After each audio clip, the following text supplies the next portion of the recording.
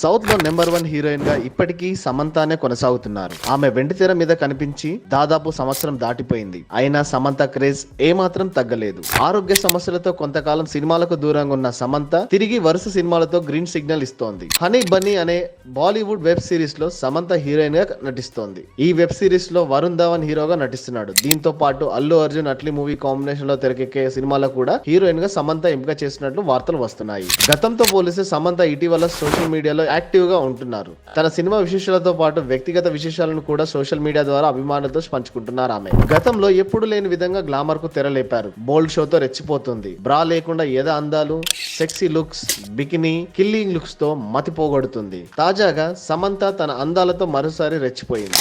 Red dress లో ఉన్న ఫోటోలను ఇన్స్టాగ్రామ్ లో షేర్ చేసింది. గతంలో కంటే మరింత హాట్ గా కనిపిస్తూ కుర్రకారుకు నిద్ర లేకుండా చేస్తుంది. ఇక సమంత హాట్ ట్రీట్ పై తోటి హీరోయిన్లు సైతం రియాక్ట్ అవుతున్నారు. Star heroine Tamannaah Bhatia stunning అని కామెంట్ చేయగా కీర్తి సురేష్ కిల్లర్ అని పెట్టింది. ప్రస్తుతం సమంత ఫోటోలు సోషల్ మీడియాలో షేక్ చేస్తున్నాయి.